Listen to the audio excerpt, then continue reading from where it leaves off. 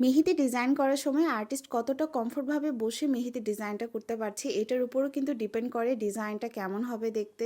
আজকে ডিজাইনটা শেষ হওয়ার পর আপনারা খেয়াল করবেন যে ডিজাইনটা যে বক্সটা আমি আঁকাইছি সেই বক্সটা না হালকা বাঁকা হয়ে গেছিলো। প্রথমে এটা আমি কোনোভাবে বুঝতে পারছিলাম না, কারণ ওই দিনটাতে আমি যাকে মেহেদি পরাই দিয়েছিলাম সে মেহেদি পড়তে পড়তে ঘুমাই গেছিলো। আর আমি চাচ্ছিলাম না বেচারিকে ঘুম থেকে উঠাইতে, কারণ অনেকটা সময় যাবত মেহেদি পড়াচ্ছিলাম, তো এই সময়টাতে ঘুম চলে আসাটা স্বাভাবিক। কিন্তু এটাই আমার জন্য একটু ভুল হয়ে যায়, কারণ ঘুমের মধ্যে ওর হাতটা একটু বাঁকা হয়েছিল আর ওর যেন ঘুমের ডিস্টার্ব না হয়, যার কারণে আমি একটু আনকমফোর্টেবল ভাবে বসে ডিজাইনটা করছিলাম।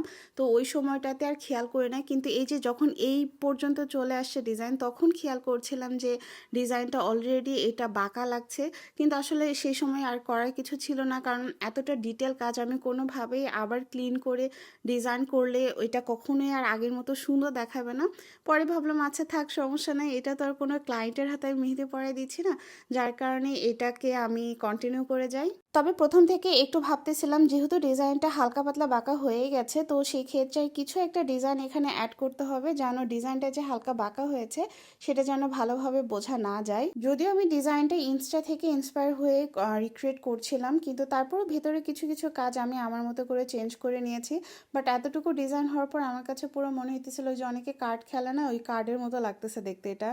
প্রথমবারের মতো একটু ডিফারেন্ট টাইপের মান্ডালা টাইপের ট্রাই করছিলাম, এটাকে আসলে মান্ডালা বলে কিনা জানি না, বাট আমার কাছে তো মনে হইতেছিল একটু স্কোয়ার শেপের মান্ডালা এটা।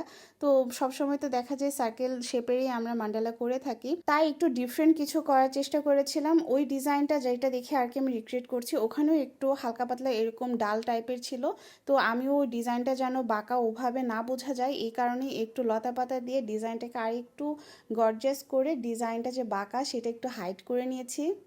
আজকে আসলে এই ডিজাইনটা শেয়ার করার মেইন একটা রিজনই হচ্ছে এই যে অনেক সময় ইভেন্টে গেলে বা অনেক বিয়ে বাড়িতেও আর্টিস্টদেরকে কমফোর্টভাবে বসতে দেওয়া হয় না, দেখা যায় ওনারা ভাবে আরে কোনোভাবে বসে দিলেই তো হইলো, বাট সেই ক্ষেত্রে ডিজাইনের উপর সেটি ইফেক্ট পড়ে। ম্যাক্সিমাম ক্ষেত্রে যেটা হয় যে মেহেদি ইভেন্ট যেগুলো হয় যেখানে সোফাতে ক্লায়েন্ট বসে দুই পাশে দুইজন আর্টিস্ট মিলে মেহেদি ডিজাইন করে দিতেছে, সেই সময়টাতে একজন কমফোর্টভাবে বসতে পারলেও আরেকজন ভালোভাবে বসতে পারে না। এই জন্যই আমরা আর্টিস্টরা ম্যাক্সিমাম সময় বলে থাকি যে আপনারা সবসময় ফ্লোরিং সিস্টেম করবেন মেহেদি পরার ক্ষেত্রে, যখন দুইজন আর কি মেহেদি পরাই দিতেছে সেই সময়টাতে, এতে করে দুইজন আর্টিস্টই কমফোর্টভাবে ডিজাইনটা করতে পারে।